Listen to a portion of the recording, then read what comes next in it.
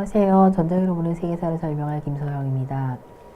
이번 시간은 로마와 파르티아 전쟁에서 천연두에 대한 이야기를 해볼까 합니다. 자, 안토니우스 역병이라고 불리는 전염병이 있었습니다. 인류 역사상 최악의 전염병 가운데 하나라고 이야기를 하는데요. 당시 약 500만 명 이상의 사람들이 사망했다라고 여겨집니다. 역병이라고 부를 때는 우리가 그 당시 사람들이 어떤 전염병인지 몰랐기 때문에 역병이라는 이름을 붙이는데요. 오늘날 의사들에 따르면 아마도 천연두가 아니었을까라고 추정하고 있습니다. 그 당시 이제 의사였던 갈레누스도 이 전염병이 무엇인지 정확히 몰라서 그냥 역병이라는 이름을 붙였습니다.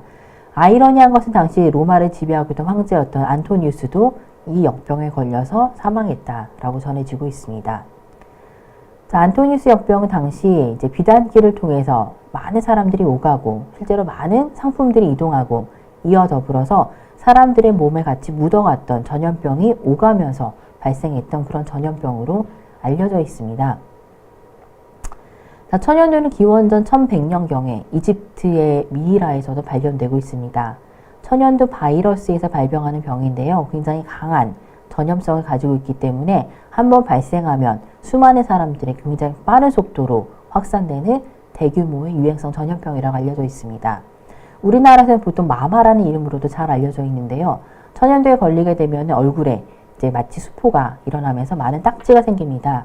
그래서 실제로는 치명적인 어떤 그런 치명성에도 불구하고 목숨을 건진 사람들은 곰보처럼 얼굴이 얽게 되는 이제 그런 어떤 현상이 나타나게 되는 경우들도 빈번하게 발생하게 됩니다. 자, 파르티아에서는 셀레우키아 전쟁 이후에 실제로는 이런 전염병이 로마로 확산되었다라고 이야기를 하고 있습니다. 자, 그 당시 파르티아가 이 지역을 점령했고 파르티아에서 이 전염병이 굉장히 빈번하게 발생을 하고 있었습니다.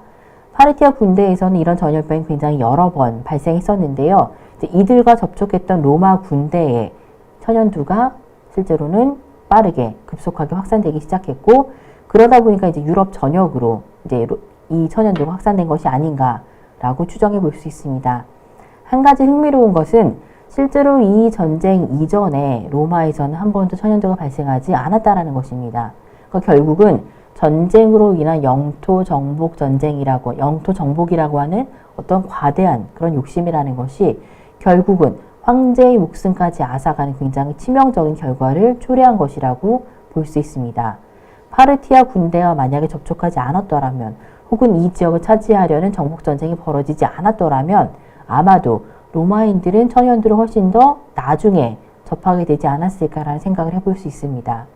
결국 로마인들이 이 시기에 접했던 천연두는 전쟁뿐만 아니라 황제의 목숨과 그 당시 제국의 운명까지도 위협했던 굉장히 치명적인 전염병이라고 볼 수 있습니다. 이번 시간에는 파르티아 전투에서의 천연두에 대해서 살펴보았습니다. 감사합니다.